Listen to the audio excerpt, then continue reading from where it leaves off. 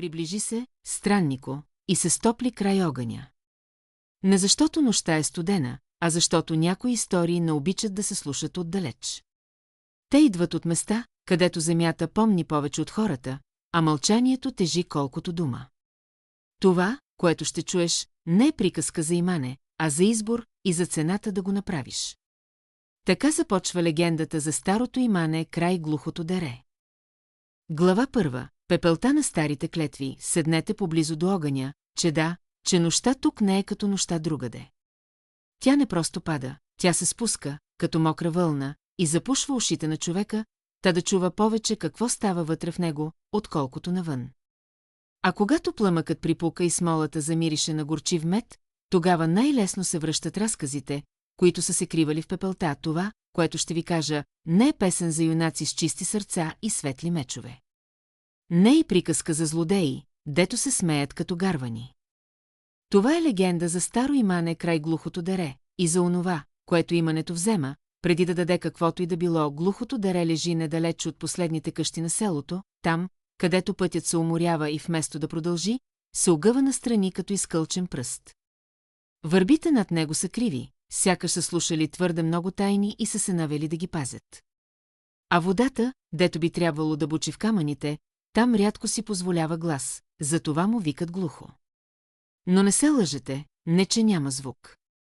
Просто звукът не е за човешко ухо. В онези дни, когато светлината по дворовете беше по-скъпа от хляба и хората брояха дървата си с поглед, в селото се върна един мъж, който носеше мирис на дъжд върху желязо. Казваше се Драган, не от ония драгановци, дето всеки втори е такъв, а Драган с едно име и много мълчание. Не беше стар, но по очите му се виждаше умората на човек, който е спал върху камъни и се е беудил от собствените си мисли. Когато прекрачи прага на кръчмата, всички се престориха, че не го гледат, ала всички го видяха. Когато поръча да му сипят, гласът му беше нисък, сякаш пазеше нещо в гърлото си. Кръчмарят, чавдар, го позна отдалеч и му сложи чашата без да пита. Пътят те върна, рече тихо, сякаш да не подплаши думите. Драган не отговори веднага. Само погледна през прозореца към полето, където мъглата пълзаше като крадец. После каза, пътят не връща.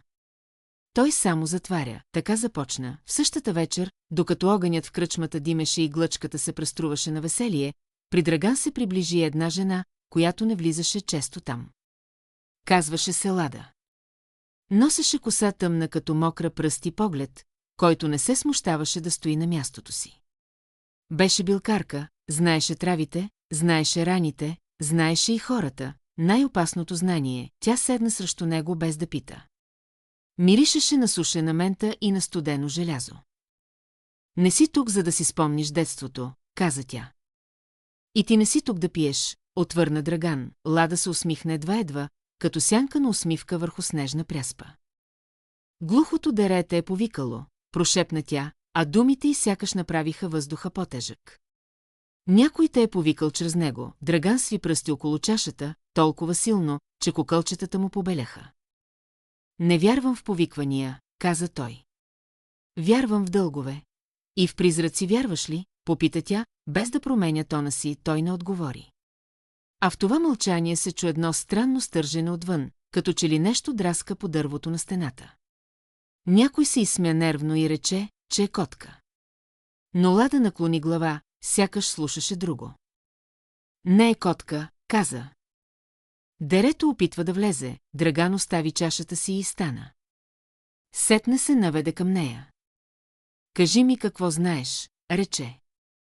И не ми говори сплашила, тя погледна към огъня и пламъкът се отрази в очите и като две малки врати към друго място. Старото имане не е просто заровено. То е вързано, каза Лада. Вързано с дума и с кръв. И с нещо по-старо от кръвта. Хората го търсиха, Драгане. Всяка зима, когато гладът ги направеше смели. И всяка пролет някой липсваше. Иманието е приказка, и сумтя той. Приказка е и болестта, отвърна тя. Докато не ти легне на гърдите, в този миг зад тях се отвори вратата и в кръчмата влезе старец, който изглеждаше като изваден от самата мъгла. Косата му беше бяла и рехава, а кожата му – сива, като камък, който е лежал дълго във вода. Не поздрави никого. Само се огледа и щом видя Драган, сякаш се сви. Ти ли си? И стена Драган присви очи. Кой си ти? Старецът пристъпи несигурно. Ръцете му трепереха, но не от възраст, от страх, който не се е научил да остарява. Казвам се Петър, каза той. Някога ме викаха Петю Каменаря. Правех стъпала по къщите. Правех прагове.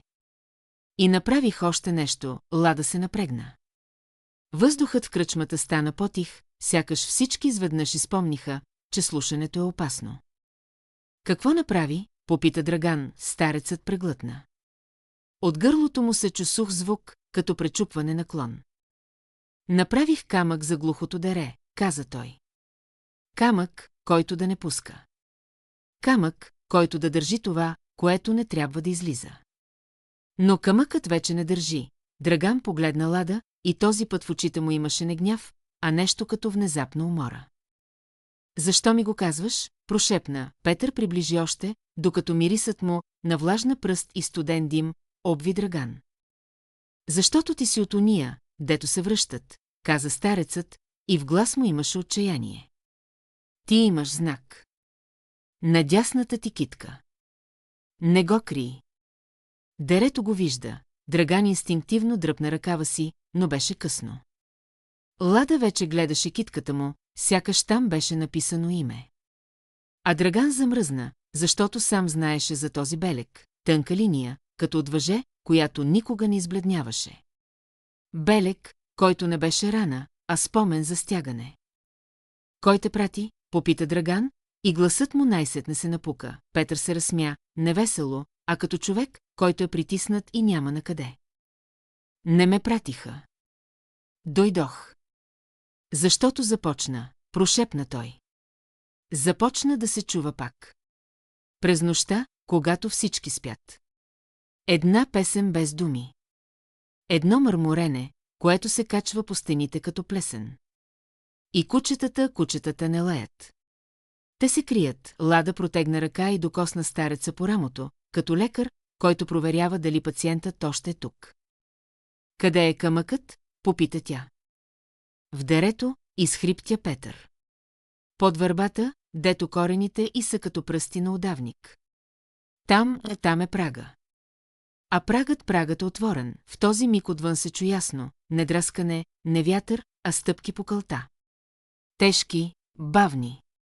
Някой вървеше към кръчмата, но не се виждаше сянка на прозорците, сякаш светлината отказваше да го очертае. Чавдар, кръчмарят, пребледня. Някой изпусна лъжица и тя звънна, сякаш удари камбана. Драган погледна към вратата. Лада стана. Петър се отдръпна назад, като дете, което се връща към стената, за да има нещо зад гърба си. Не отваряйте, прошепна той. Не говорете. Ако ви заговори, не му отговаряйте. Не му давайте име, отвън стъпките спряха точно пред вратата. Дървото изкърца по тежест, която не беше ръка. И тогава, тъй ясно, че дори огънят сякаш се сви, се чутих глас, не човешки, а като изваден от дълбок кладенец. Драгане, името му прозвуча като обещание и заплаха едновременно. А Драган, вместо да отстъпи, пристъпи напред, с лице осветено от пламъка и със страх, който най-сетне намери форма. Кой си ти? Изрече той към вратата, и още щом думите излязоха, Лада извика, сякаш го беше ударил към шик. Не, но вече беше казано. И вратата, без никой да я бута, започна да се отваря сама, бавно, жално, като уста, която се готви да разкаже най-лошата тайна. Глава 2. Дъхът зад прага. Че да, има врати, дето скърцат като всяка друга, и има врати, дето скърцането им е предупреждение, изречено на език, който костите разбират по-добре от ушите. В кръчмата огънят изведнъж сякаш се дръпна назад в жарта, като оплашено животно. Сянката му престана да играе по стените и застана мирно, неестествено мирно, както застава човек, когато очаква удар. Вратата се отвори сама, бавно, с онова търкаляне на дърво по дърво, което кара зъбите да се стегнат. И отвън не влезе вятър, както би било редно. Не влезе и мъгла. Влезе тишина, плътна, влажна, тежка. Тишина, която миришеше на кал, на изтинала пепел и на нещо като старо желязо, забравено в кладенец, на прага не стоеше човек. Или ако беше човек, то беше като да гледаш отражение във вода, която не иска да покаже истината. Фигурата беше висока и тънка, а дрехите й сякаш не бяха дрехи, а мрак, нагънат по чужди рамене. Лицето, неясно, като да го гледаш през напукана стъклария. Но очите се виждаха. Две тъмни точки, в които не проблясваше ни огън, ни живот. Драгане, повтори гласът, и този път името му прозвуча поблизо, сякаш беше изговорено вътре в главата му. Лада се изпречи пред него без да мисли, с ръце леко разтворени, както се спира куче, което ще нападне. Очите й бяха твърди, но въгълчетата им трепкаше страх, не за себе си, а за това, което знаеше, че може да стане. Няма Драган тук, каза тя силно, и гласът й удари тишината като камък. Грешиш прага, фигурата не помръдна, но кръчмата сякаш се сви. Чу се сухо пукане от тавана, като че ли дървото се оплаква. Някой от посетителите прошепна молитва, друг си притисна уста, за да не изпусне звук. Драган обаче беше пристъпил напред, и макар лицето му да бе побледняло, стойката му имаше онзи над, дето се ражда от дългите пътища и от много пропуснати шансове да избягаш. Аз съм, каза той, и думите му бяха като хвърлени в тъмна вода камъчета, не знаеш колко дълбоко ще потънат. Кой ме вика? Лада се обърна към него с гняв, който беше и отчаяние. Ти го храниш с думи и съска. Не разбираш ли? Фигурата пристъпи. И с всяка стъпка въздухът изтиваше, сякаш нечии студени пръсти пълзяха по гърбовете на хората. По пода, където светлината от огъня падаше, не се появи сянка. Това беше най-лошото. Човек търпи тъмното, когато му види сянката, тя е доказателство, че има тяло, че има граници. Без сянка няма граници. Петър каменари изкимтя тихо и се вкопчи в ръба на масата. Лицето му беше мокро, но не от пот, сякаш мъглата му беше полепнала по кожата. Не го гледай в очите, прошепна той, като молитва, но Драган вече гледаше. Не защото беше смел. А защото ако отклониш поглед, в душата се настанява друго, по-страшно от страха, догадката. Ти си от дерето, каза Драган, и гласът му трепна. Ти си пазач? Фигурата се наклони леко, като човек, който се заслушва в чужд език и се усмихва, че разбира. Пазач, повтори гласът, но думата прозвуча като подигравка. Аз съм онова, което пазят. И онова, което пази, Лада направи крачка напред, като натисна сходилото си невидима граница. Няма да вземеш нищо от тук, каза тя. Нито дума, нито име. Този прак е човешки, в отговор не се чу смях, а нещо по-лошо, едва доловимо мърморене, сякаш много гърла шепнеха от някъде. Стените на кръчмата започнаха да звънят съвсем леко, както звъни стъкло, когато го докоснеш с пръст, фигурата протегна ръка. Ръката не беше ръка, беше мрак, изтеглен на дълга нишка. Но когато стигна до прага, тя спря, сякаш се удари в невидим камък. Камъкът изхриптя Петър. Още държи малко. Малко, съгласи се гласът, и в това малко имаше търпение, което не принадлежи на живите. Но не завинаги. Драган усети как китката му под ръкава запари, сякаш белегът се раздвижи и се събуди. Той дръпна плата и там, върху кожата му, тънката линия беше потъмняла, като прясно вързано въже, Лада видя и лицето и се промени. За миг твърдостта й се напука и под нея излезе нещо като жал. Това е, прошепна тя. Знакът на връзката. Каква връзка? Драган изрече думите през стиснати зъби. Петър се разклати и седна тежко, сякаш краката му отказаха. Очите му се напълниха със сълзи, които не паднаха, а стояха, като че ли не смееха да напуснат. Някога, започна той, но гласът му се задави. Някога имаше човек, дето реши, че може да надхитри дерето. Отиде там с приятели, с лопати и с песен за кураж. И намериха нещо. Не злато. Не сребро. Намериха ковчежа от тъмно дърво, което миришеше на смола и на кръв. Когато го отвориха, стига, извика Лада. Не разказвай тук. Не му давай образ, но вече беше късно. Фигурата на прага сякаш се изпъна, като гладно куче, което е чуло името на Кост. Ковчеже, повтори гласът, и думата се залепи по стените. Драган се обърна към Петър, очите му плъмтяха от ярост и страх, смесени като кал и огън. Защо го отворихте? Попита той. Петър трепереше като лист. Не аз, прошепна. Друг. Но аз направих камъка после. Да затворя. Да изкутя. Само че не можеш да изкупиш с камък нещо, което е живо. Фигурата направи крачка още напред и пак се спря на невидимата граница. Този път по дървото на прага се появи тънка пукнатина, като косъм полет, в кръчмата се чу задушен писък. Лада се завъртя към хората, очите й бяха като ножове. Никой да не мърда, нареди тя. Никой да не говори. И ако чуете майка си да ви вика, не отговаряйте. Ако чуете детето си да плаче, не отивайте. Това не са ваши гласове, някой прошепна, какво иска, но думите му останаха като дим, защото фигурата веднага ги улови. Иска, каза гласът, и въздухът се сгъсти, да се върне това, което е взето. Иска да бъде развързано. Драган почувства как в гърдите му се надига нещо като старо обещание, забравено в дъното на съня.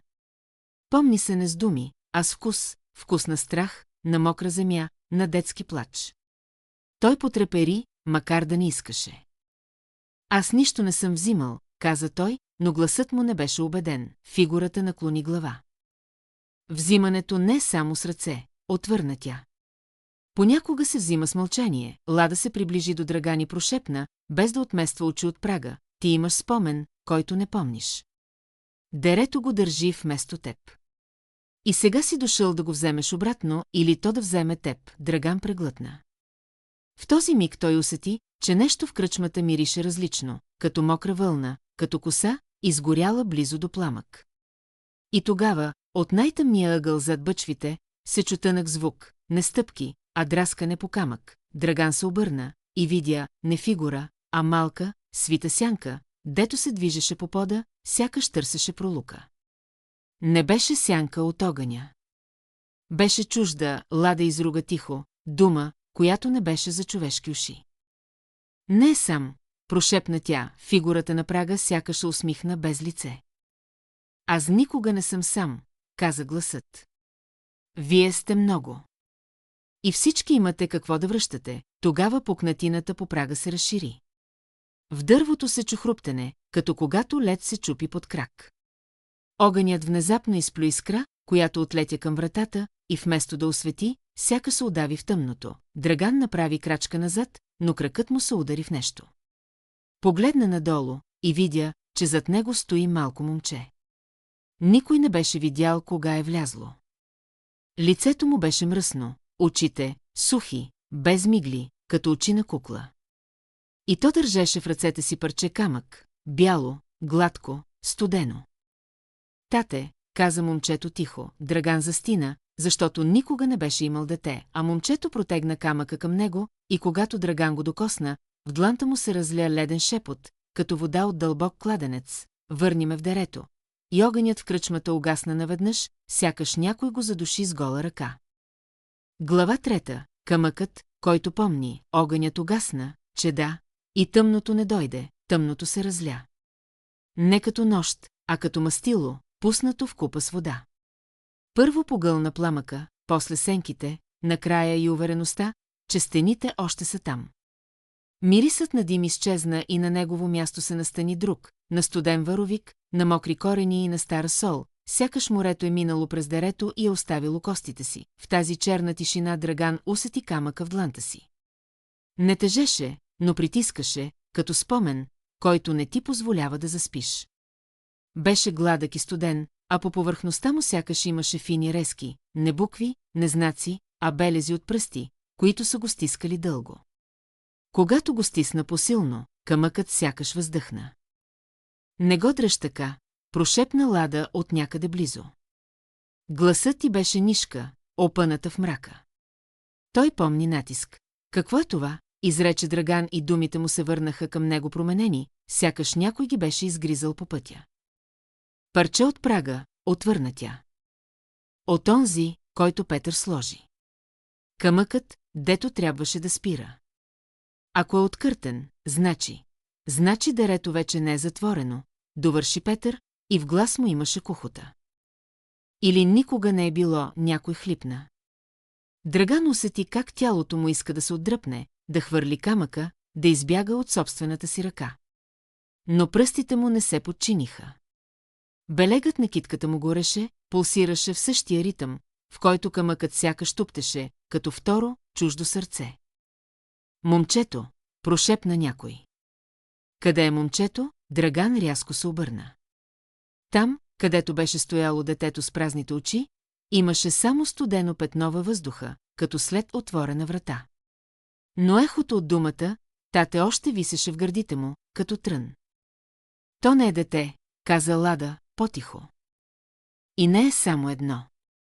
Дерето връща образи, които да те накарат да отвориш. Точно тогава тъмното започна да се отдръпва, не наведнъж, а на вълни. Първо се появи сивота, после бледа светлина, сякаш някой запали лампа зад дебела кожа. Огънят в огнището не се върна. Вместо него, от вратата се процеди мътна светлина, каквато има преди разсъмване, но без птичи гласове, вратата беше отворена. Фигурата я нямаше. Изчезна, прошепна Чавдар, кръчмарят, и в глас ми имаше обида, сякаш гост си е тръгнал без да плати. Не, отвърна Лада. Отдръпна се. Когато не може да влезе, то чака да го повикат. Драган се наведе и вдиша. Въздухът отвън миришеше на дерето, на кал и на студ, но и на нещо сладникаво, развалено, което кара стомаха да се свие. По пода, близо до прага, имаше следи. Не стъпки. Следи като отвлачене, като че ли някой е дърпал нещо тежко, което не иска да върви. Трябва да върнем камъка, каза Петър внезапно, с отчаяна решителност. Да го сложим обратно. Докато още държи, Лада поклати глава. Прагът не е само камък, каза тя. Прагът е дума.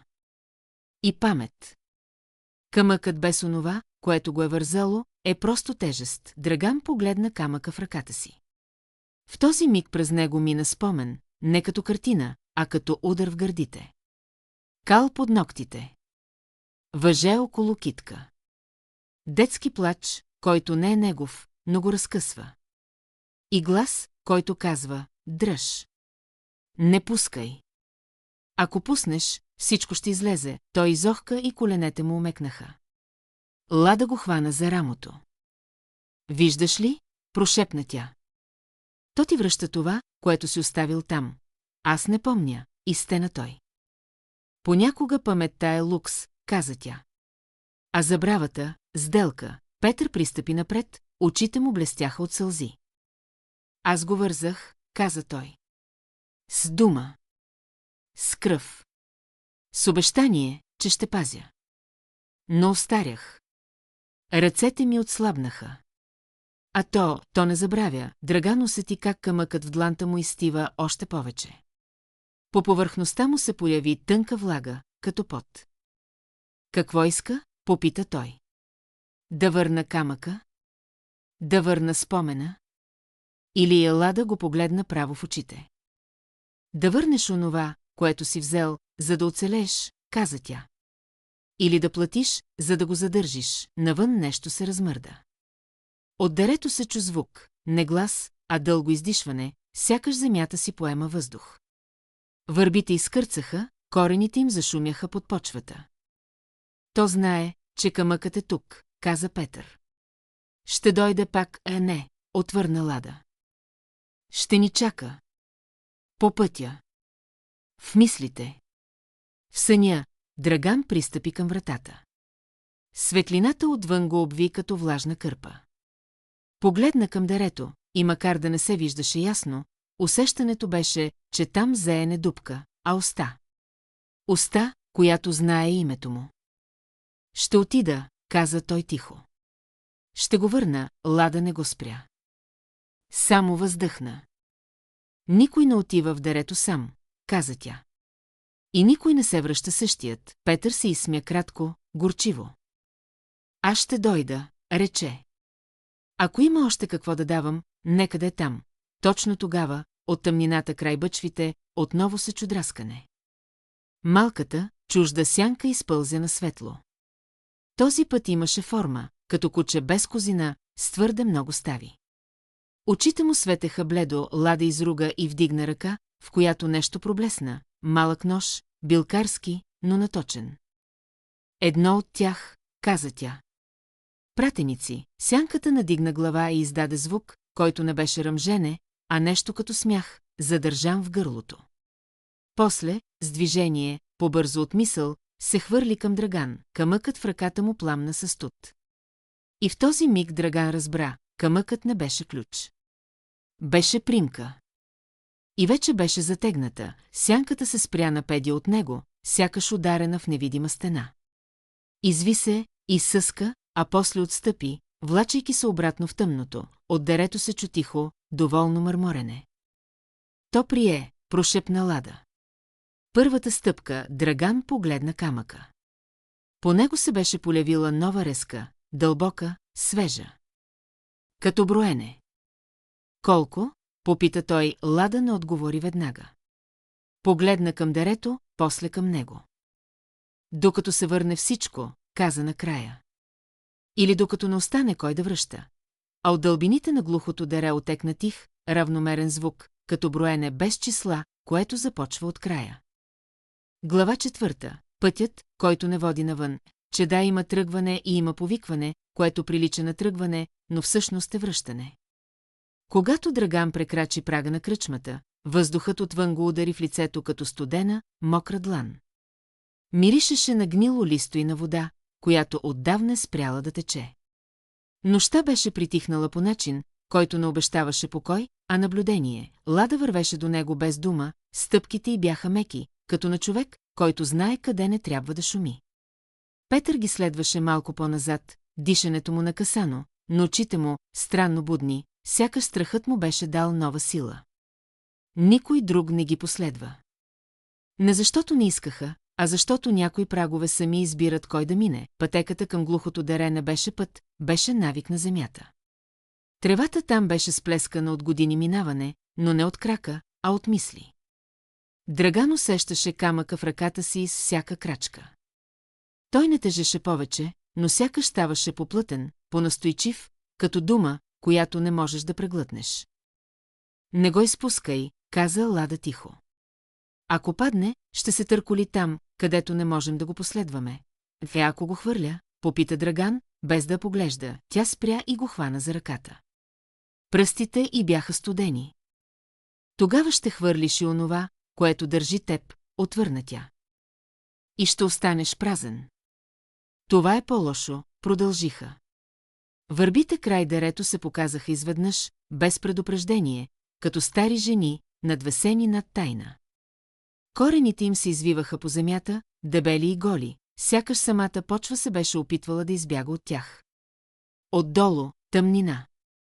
Недълбока, а широка. Глухото дере не зееше надолу, а навътре Петър спря пръв. Тук, прошепна. Под онази върба. Там сложих камъка.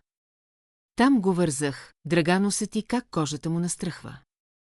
Мястото не изглеждаше особено, малка вдлъбнатина, влажна, с натрупани листа.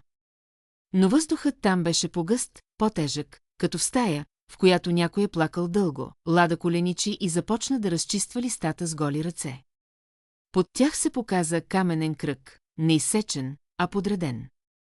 Камъни с различен цвят и форма, но всеки сложен така, сякаш знаеше мястото си. Това е прагът, каза тя. Не врата.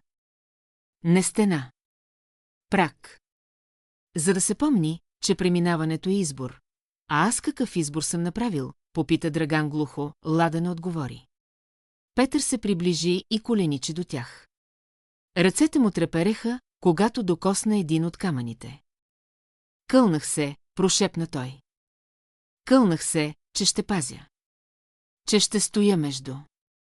Но никой не може да стои вечно на праг. В този миг от дерето се чу тих звук, не шум, а движение. Като когато нещо голямо се намества по-удобно. Драган усети как стомахът му се сви. Не още, каза Лада, сякаш отговаряше на мисъл. Но знае, че сме тук. Драган вдигна камъка, който носеше. Светлината, ако можеше да се нарече така, се плъзна по него и ръските проблеснаха. Те вече не бяха една. Бяха няколко, подредени без ред, като белези по тяло.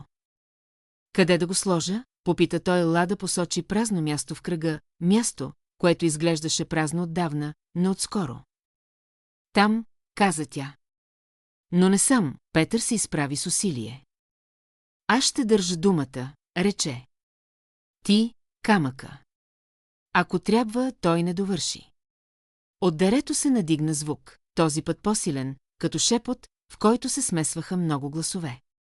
Не се различаваха думи, но интонацията беше ясна. Нетърпение, Драган пристъпи в кръга. В момента, в който стъпи, земята под крака му се стегна, като мускул. Камъкът в ръката му започна да вибрира. Пред очите му преминаха образи, не като сън, а като спомени, които най-сетне са решили да си кажат думата: видя себе си по-млад. Видя въже. Видя дете, не лицето, а ръцете, протегнати към него. Чу собствен глас, който казва: няма да боли. Само стой, и чу друг глас, нечовешки, който шепне: дай ми го.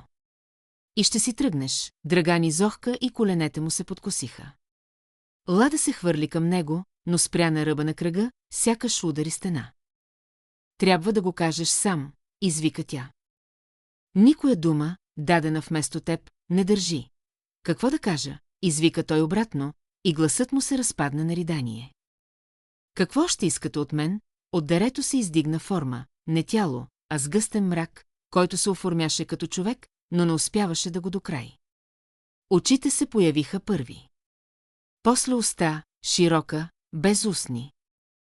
Върни, каза то, и думата падна тежко. Върни ми онова, което задържа. Или заеми мястото му, Петър изкреща. Не него, извика. Вземи мен. Аз го вързах. Формата се наклони към стареца, сякаш го оглеждаше. Ти вече си празен, отвърна гласът. Нямаш какво да дадеш. Драган усети как нещо в него се пропуква, не страхът, а защитата. Той погледна камъка и разбра. Камъкът не искаше да бъде върнат. Искаше да бъде заменен. Ако го върна, прошепна той.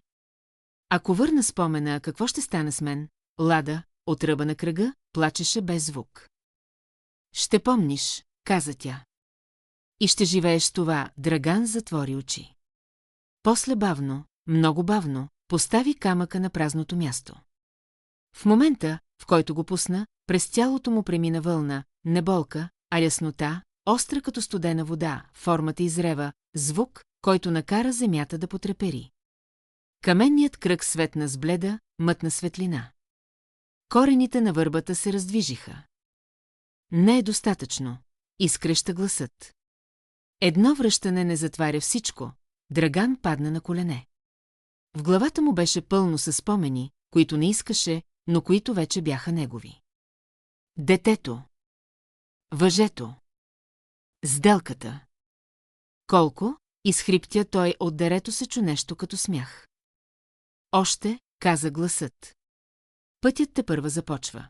И земята под каменния кръг се пропука, разкривайки тясна пътека, която слизаше надолу, не в дълбочина, а в мрак, който миришеше на дом. Лада изкреща името му, а Драган, с очи пълни със спомени, които вече не можеше да избяга, се изправи и направи първата крачка по пътя, който не водеше навън.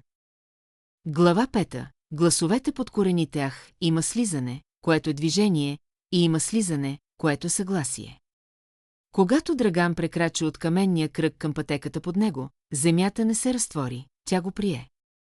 Стъпалото му потъна леко, сякаш ходеше по гърба на живо същество, което се размества, за да му направи място. Мирисът се промени веднага. Студът вече не беше нощен, беше вътрешен, като в изба, където се пазят на бурета, а тайни. Лада извика отгоре, името му се счупи по ръбовете на кръга и падна след него като камъчев кладенец. Не се отдалечавай, чуя той, макар че думите и идваха сякаш през вода. Петър не каза нищо. Драган усети присъствието му по друг начин, като тежест, която се колебае дали да падне. Пътеката под корените не беше тясна, но беше ниска.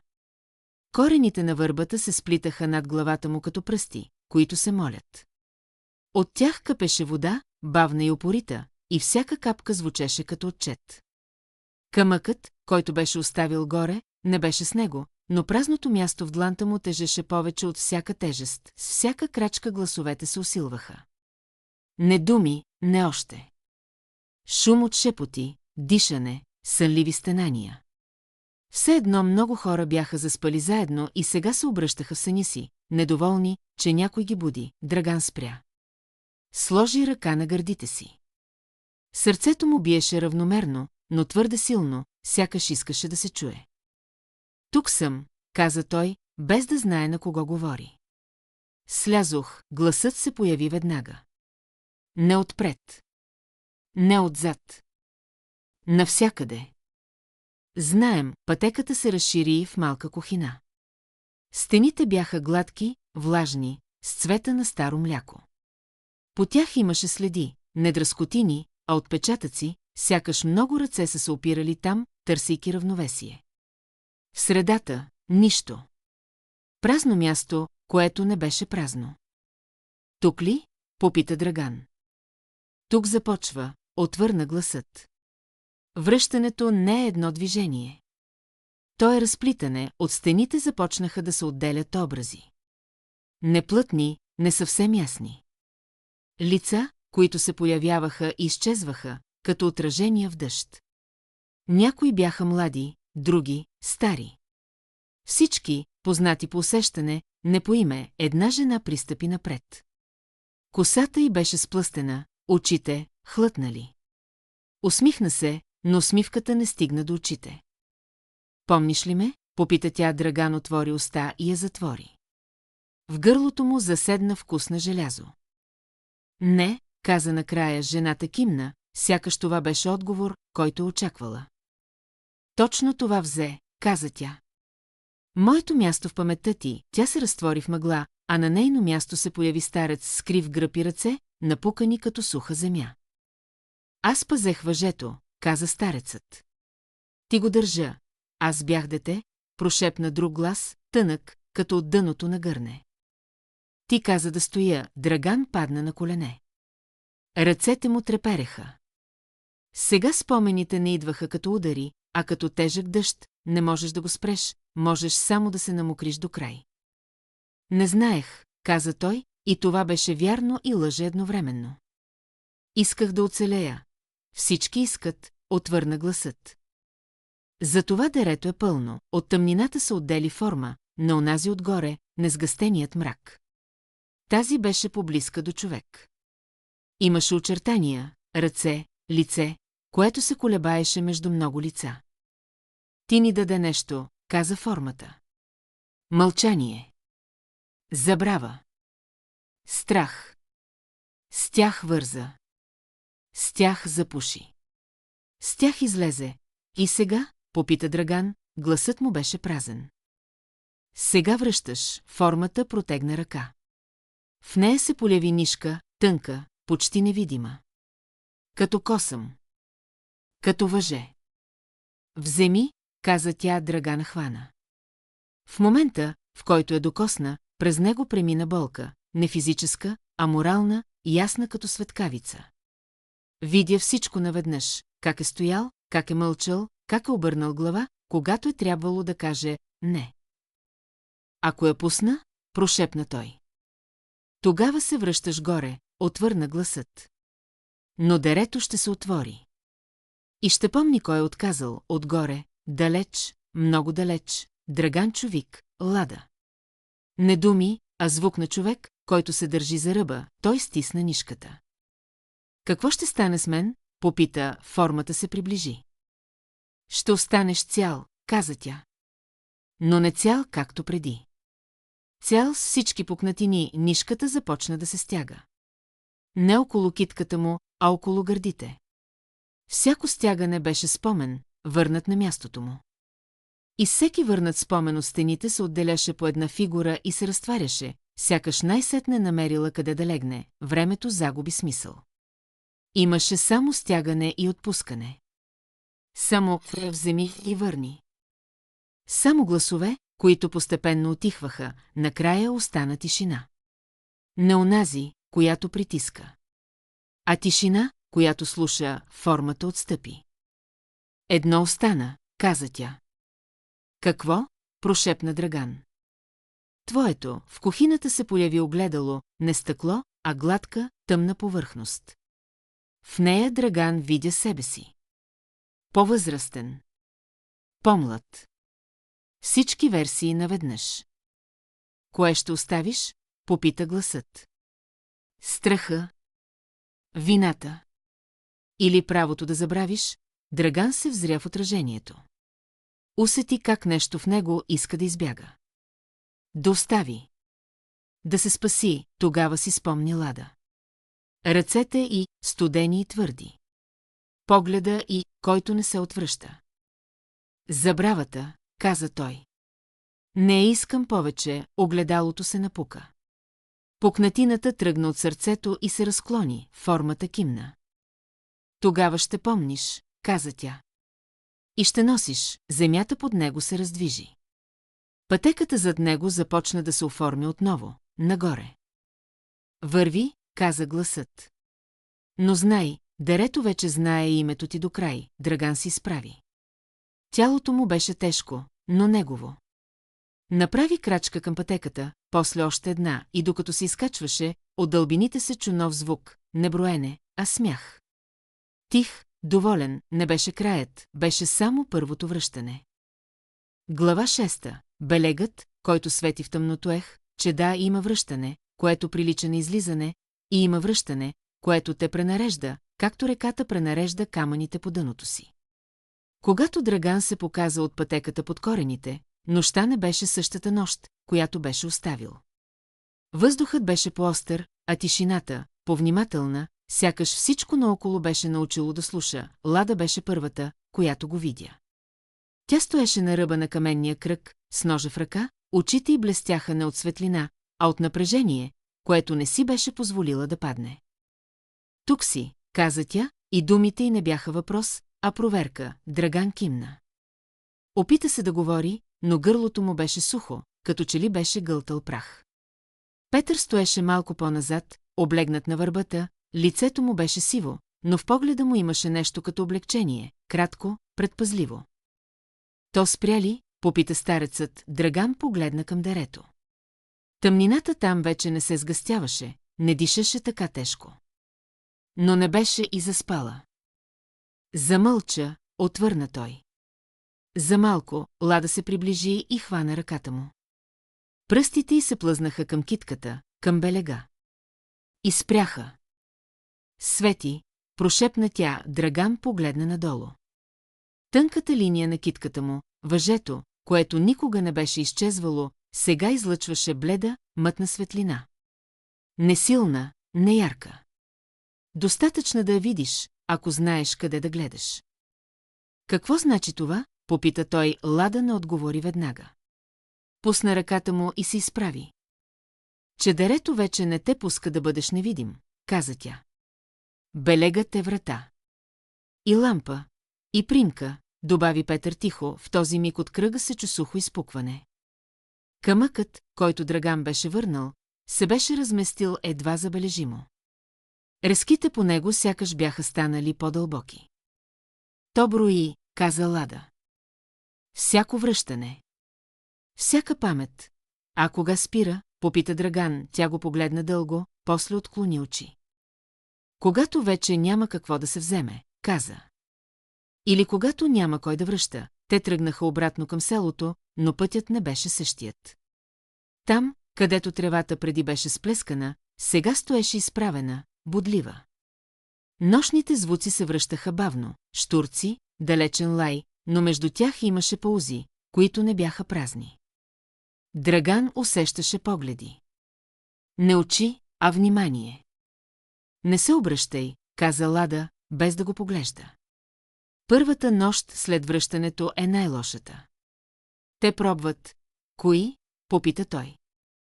Всичко, което си върнал, отвърна тя. И всичко, което още не си.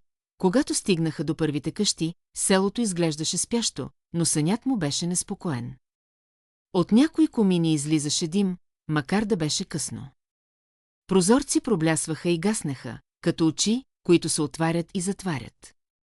Не оставай сам, каза Лада. Поне не тази нощ.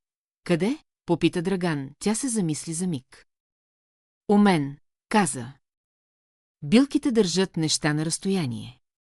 А и ще ми трябваш буден, Петър се отдели от тях преди края на улицата.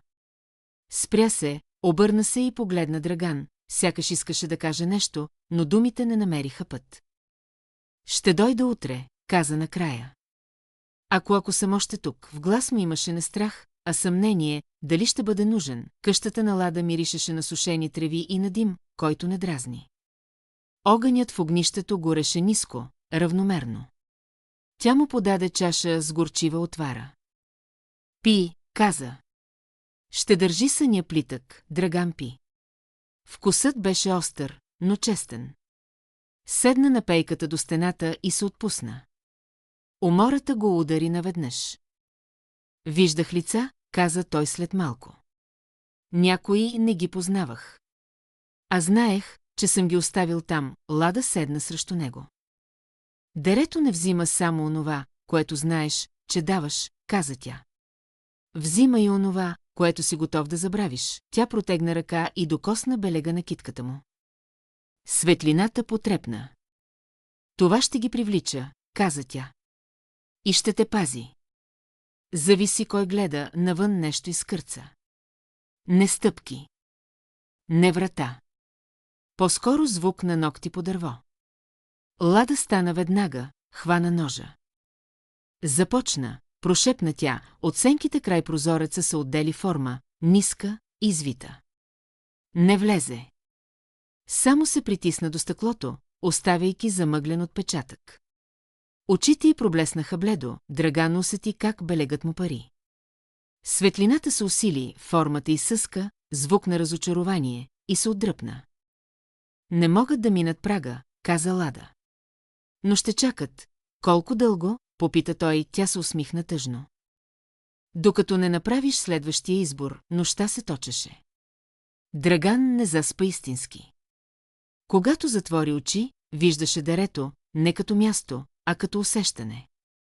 Нещо, което се е наместило в света и няма намерение да си тръгне. На разсъмване белегът му угасна малко, но не изчезна. Лада сложи ръка на рамото му. Ще дойдат още, каза тя. Несенки. Хора. Сънища. Спомени. И всеки ще иска нещо различно. Аз? Попита той и тя го погледна право в очите. Ти вече не си беглец, каза. Ти си прак. Отвън, в далечината, се чу тъп звук, като камък, паднал на камък. Драган усети как нещо в него се стяга, някой беше пипнал кръга и дерето, макар и мълчаливо, се усмихваше. Глава 7. Когато сънят започне да иска, слушайте, че да има утро, което носи хляб и дим, и има утро, което носи въпроси. Това беше от вторите. Слънцето се показа плахо, сякаш не искаше да гледа какво е останало след нощта. По стрехите висеше скреж, макар да не беше време за него, а въздухът миришеше на мокра пръст и на билки, които са варени твърде дълго. Драган седеше до огнището в къщата на Лада, с ръце, обгърнати около празна чаша. Белегът на китката му беше притихнал, но не беше угаснал, като въглен под пепел. С всяко движение усещаше как го дърпа леко, сякаш нещо отдалеч проверява дали още е там. Лада стоеше до прозореца и гледаше навън. Не селото, междината. Мястото между къщите, между хората, където нещата обичат да се спират, преди да решат на къде да тръгнат. Някой е бил в дерето, каза тя, без да се обръща. Знам, отвърна Драган. Усетих го, тя кимна. Не е пипал камъка, добави. Пипал е кръга. Пробвал е дали още е прак, в този миг навън се чу плач. Несилен. Неотчаян.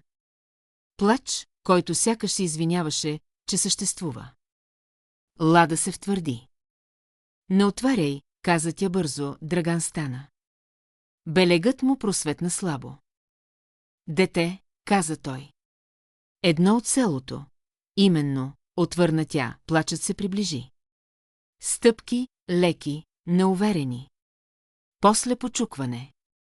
Не на вратата. По рамката. Като че ли някой не смееше да поиска повече. Ладо, чу се гласче. Страх ме, Лада затвори очи за миг, сякаш преброяваше нещо без числа. После се обърна към Драган. Ако отворим, ти говориш, каза тя. Не аз, той кимна. Приближи се и отвори вратата на една педия, на прага стоеше момиче, малко, с плитки, разрушени от сън. Очите й бяха подпухнали, бузите, мокри. Беше от селото. Познаваше я. Или си мислеше, че я познава. Какво има? Попита той меко, момичето вдигна глава. В очите й проблесна нещо, което не принадлежеше на дете, бърза, нетърпелива оценка. Сънувах, мама, каза тя. Каза да дойда тук. Че ще ми помогнеш, белегът му парна. Как се казваш? Попита той, тя се поколеба. Само за миг. Достатъчно. Не помня, каза накрая, Лада пристъпи напред и сложи ръка на рамото на Драган, не да го спре, а да го заземи. Сънят иска, прошепна тя. Не детето, Драган коленичи, така че да е на нивото на очите й. Какво искаш от мен? Попита, момичето се усмихна, усмивка, която не стигна до очите. Да вляза, каза. Тук е топло, Драган поедах. Усети как думите, които ще каже, се събират в него като камъни. Топлото не е за всички, каза той бавно. А пътят ти не е тук, момичето наклони глава. Ти вече си отворил, прошепна то. В дерето белегът му светна посилно. Светлината падна върху лицето и за миг кожата изглеждаше твърде гладка, твърде опъната. Не за теб, отвърна Драган. За онова, което бях взел, момичето изсъска, кратко, рязко. Стъпка назад. Плачът спря така внезапно, сякаш никога не е бил. Ще дойдем пак, каза гласът, който вече не беше детски. Сънят е търпелив и образът се разпадна, като мъгла, раздухана от дъх. На прага остана само влага и малък отпечатък, който не беше от човешки крак. Лада затвори вратата и се облегна на нея. Първото искане, каза тя. Меко. Примамливо, Драган седна тежко. Колко ще са? Попита. Колкото пъти си избягал от себе си, отвърна тя, по обяд дойде Петър. Лицето му беше още по-сиво, но очите му странно ясни. Сънувах кръга, каза той, без поздрав. Сънувах, че камъните са станали зъби. Някой е пипал, каза Лада, Петър кимна. И не е човек, добави. Но ще дойдат и хора, не мина много време. След обед пред къщата се появи мъж, среден на ръст, с ръце, загрубели от работа. Очите му бяха зачервени. Драгане, каза той. Казаха ми, че си бил в дерето. Казаха ти грешно, отвърна Драган, мъжът пристъпи поблизо. Жена ми не се събужда, прошепна. Диша. Но я няма. Лежи и плаче на сън. Казва твоето име, белегът истина, Лада направи крачка напред. Това е второто искане, каза тихо. По-тежко. По-човешко, Драган затвори очи. Видя дерето не като място, а като възел. Ще дойда, каза той. Но няма да ти върна това, което не е мое. Мъжът се разплака, не шумно, а със звук, който се губи в гърдите. Само я върни, молеше се той. Каквото и да искаш, Драган го погледна. Нищо не искам, каза. Но ще платя, ако трябва, Лада го хвана за ръката. Внимавай, прошепна. Сънят ще те хване за думите, те отидоха до къщата на мъжа. Жената лежеше неподвижно, очите й се движеха под клепачите, устните и шепнеха без звук. Драган сложи ръка на челото и белегът му светна ярко. Чуваш ли ме? Попита, шепотът се усили. Не думи, теч. Не съм тук, за да те взема, каза той. А да те върна, светлината от китката му се разля и за миг стаята сякаш се разшири. Жената пое дълбоко дъх и отвори очи. Плачът изспря, навън нещо из стена, не от болка, а от раздразнение, когато излязоха, Драган се улюля. Лада го подпря. Това беше плащане, каза тя. Едно от твоите. Колко още? Попита той Петър, който беше мълчал, погледна към дерето. Докато не реши, че си пополезен тук, каза. Или там, в далечината, от глухото дере, се вдигна мъгла, тънка, подвижна. Не идваше към селото. Спираше. Чакаше и Драган разбра, че сънят вече не чука по праговете. Той се учеше да влиза през спомените, а това беше по-опасно. Глава 8. Цената на живото връщане. Че да, има умора, която идва от работа, и има умора, която идва от избор. Втората не се лекува със сън. Тя остава по костите, като влага в стар зид. След случилото с жената, Драган вървеше като човек, който носи чужд товар и още не знае къде да го стави. Селото започна да шепне. Не на глас, по дворове, зад пердета, в погледи, които се задържат твърде дълго. Хората не питаха дали е истина. Питаха каква е цената. Защото когато нещо се връща от място, от което не би трябвало да се връща, някой винаги плаща. Лада усещаше промяната първа. Билките й съхнеха побързо. Огънят в огнището й понякога пукаше без причина. А нощем, точно преди заспиване, чуваше как някой произнася името из глас, който не беше човешки, но знаеше как да го направи мек. Започва да се пазари, каза тя една вечер, докато връзваше снопи сушена трева. Когато дерето започне да предлага, значи вече не е сигурно, че печели. Драган седеше до масата и гледаше ръцете си. Белегът на китката му не светеше постоянно вече. Полявяваше се на пристъпи, при страх, при спомен, при избор. Какво предлага? Попита той, Лада не вдигна глава. Облегчение, каза. Забрава. Почивка. Все неща, които звучат като милост, Петър влезе точно тогава. Стъпките му бяха по-тежки от обикновено. Лицето му напрегнато. Кръгът се е разместил, каза той направо. Не камъкът. Самият кръг. Един от външните камъни е излязал от мястото си. Драган усети как стомаха му се надига студ. Някой е ходил там, попита. Не, отвърна Петър. Нещо е излизало, те тръгнаха веднага. Нощта беше плътна, но не враждебна, по-скоро любопитна. Когато стигнаха до дерето, въздухът беше неподвижен. Каменният кръг стоеше там, но един от камъните беше наклонен, сякаш някой се подпрял на него отвътре. То не бърза вече, каза Лада. Има време. Има теб, от тъмнината се чу глас, несилен, незаплашителен. Почти приятелски. Уморен си, каза гласът. Това не е твоя работа, Драган пристъпи напред. Ти я направи моя, отвърна той, от дерето се отдели форма, не цялата, не напълно. Само лице, което се колебаеше между много лица. Ти си добър прак, каза то. По-добър от камък. По-гъвкав. Пожив. Не съм твой, каза Драган, формата сякаш въздъхна. Не още, съгласи се тя. Но можеш да бъдеш. И тогава няма да боли, белегът му истина, после пламна. Каква е цената? Попита той, тихо Лада извика. Не го питай, но беше късно, формата се усмихна, не със злоба, а със задоволство. Остани, каза тя. Не като пленник. Като страж. Ще спреш връщанията. Ще спрат исканията. Селото ще спи. Ти ще помниш, но няма да боли толкова. Петър падна на колене. Не го взимай, извика той. Аз ще застана, формата дори не го погледна. Ти вече си камък, каза тя. Изронен, Драган затвори очи. Видя бъдеще, не образ, а усещане. Тишина. Спокойствие. Без гласове. Без сънища, които искат.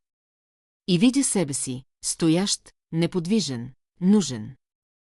А ако откажа, попита той.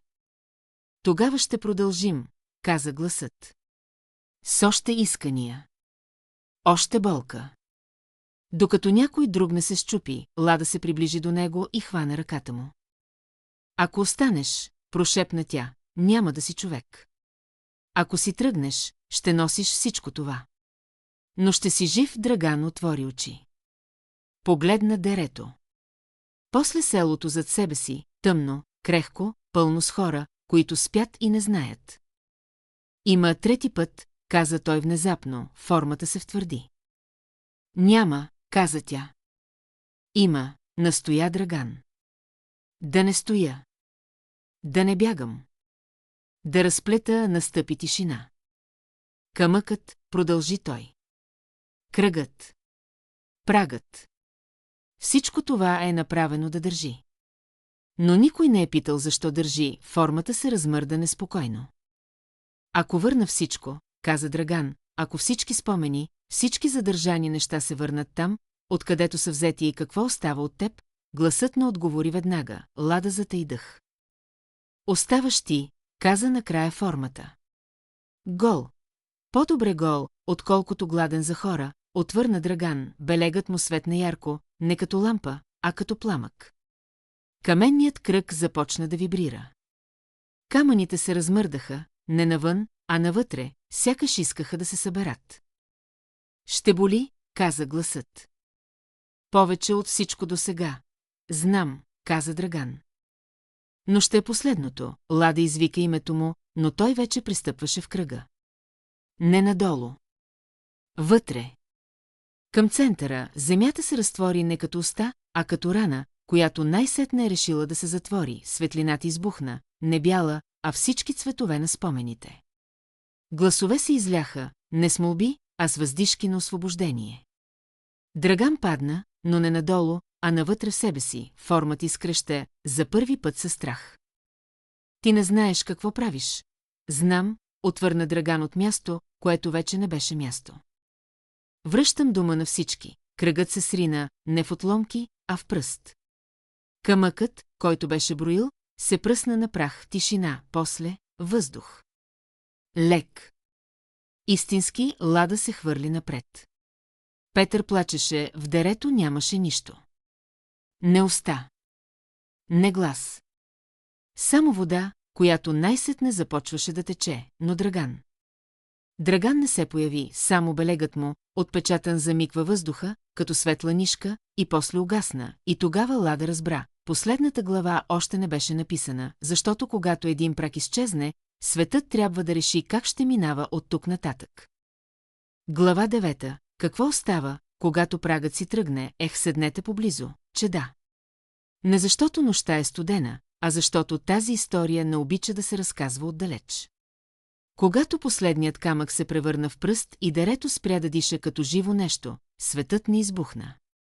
Той направи онова, което прави, когато не знае какво да мисли, замълча и продължи. На сутринта водата в глухото дере течеше. Не силно, не шумно. Просто течеше, както би трябвало да е било винаги. Птиците се върнаха първи, плахи, недоверчиви. После дойдоха животните. Кучетата спряха да се крият. Кравите пиеха от водата и не вдигаха глава, сякаш нищо не се беше случило, хората излязоха по-късно, селото беше цел. Нямаше липсващи. Нямаше нови болки. Но имаше нещо друго, усещане за място, от което е изнесен тежък шкаф, стоял там поколения. Подът още скърца. Очертанието още личи. Но въздухът е друг, Лада стоеше на ръба на дерето дълго. Не плачеше. Очите й бяха сухи, но зачервени, като след много дим. В ръката си държеше малкия билкърски нож, който не беше използвала. Не го прибра. Остави го да лежи на камък, не като оръжие, а като спомен за време, когато е трябвало да реже, Петър дойде при нея, приведен, но полек. Не го усещам, каза той тихо. Нито камъка. Нито натиска, Лада кимна. Няма как, отвърна тя. Няма прак, който да пази. Няма какво да стиска, Петър погледна към течещата вода. А той? Попита, Лада затвори очи. Той е там, където отиват нещата, които са избрали да се разплетат до край, каза тя. Не е смърт. Не е живот. А нещо, което не ни принадлежи да назовем. Селото се събра при вечер, без да се оговарят. Хората носеха хляб, сол, малки свещи. Някой беше донесъл стара маса и я сложи край дерето. Никой не каза защо. Просто се знаеше една жена, същата, която беше спала без сън, излезе напред. Очите й бяха ясни, но пълни. Сънувах го, каза тя. Не както преди. Не като искане. Като сбогуване, никой не я попита какво е казал. Някои неща не се изваждат от съня, за да не се счукат. Лада сложи на масата връзка билки, свежи, зелени, ухаещи на лято. За път, каза тя. Какъвто и да е, Петър остави камък, не от кръга, а обикновен, речен. За тежеста, промълви. Която вече не държи никого, един по един хората оставяха неща. Не дарове. Свидетелства, когато нощта падна, никой не си тръгна веднага. Огън не запалиха. Нямаше нужда. Звездите бяха достатъчни, тогава Лада усети нещо, не движение, а промяна. Като когато въздухът става помек точно преди сняг, тя се обърна на брега, където водата правеше тих завой, стоеше Драган, не светеше. Не беше прозрачен. Беше човек. Послаб. Потих. Очите му бяха дълбоки, като след дълго боледуване Лада ни извика. Просто отиде при него. Ти, започна тя. Не съм това, което бях, каза той. Гласът му беше негов. Но съм тук, тя го докосна по ръката. Белегът го нямаше. Как? Прошепна. Когато върнеш всичко, отвърна той, остава място. Понякога мястото решава да не остане празно, тя се засмя, тихо, пречупено. Знаеш ли какво си сега? Попита, той поклати глава. Не прак, каза тя. И не беглец.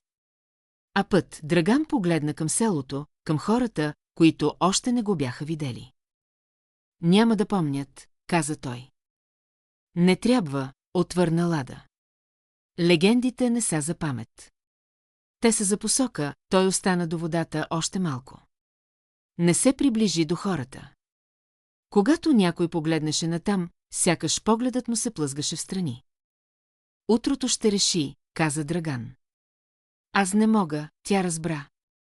Кимна, когато слънцето изгря, Драган го нямаше. Но на брега, където беше стоял, тревата беше по-зелена. Водата течеше поясно, мина време, глухото дере вече не се наричаше така. Не защото някой го прекръсти, а защото никой не можеше да си спомни защо е било глухо. Селото старя, както остаряват селата, с нови деца и стари къщи. Понякога някой сънуваше странно, но сънят не искаше. Само показваше, Лада остана. Билките й лекуваха, но не задържаха. Тя учеше хората не как да се пазят, а как да пускат. Петър си отиде тихо, една сутрин, с усмивка. В ръката си стискаше обикновен камък, а за Драган за него не се говореше много. Само понякога, когато пътник минеше край селото и не знаеше на къде да поеме, се случваше нещо странно. Пътят сякаш изправяше сам. Или се полявяваше човек, мълчалив, с очи, които знаят тежестта на избора, и сочеше с ръка, и пътникът тръгваше, а старият разказвач, дето ви говори сега, ще ви каже само това накрая: имането край дерето никога не е било злато, било е място, където човек решава дали да задържи света или да го пусне да диша, и когато някой го направи до край. Легендата не свършва, тя просто става тиха. И ако някога минеш край дере, което не шуми, не бързай да го наречеш празно. Послушай. Понякога тишината е знак, че някой е понесъл тежеста вместо другите. А легендите, те не искат да им вярваш. Искат само да те направят повнимателен, когато дойде твоят ред да избираш.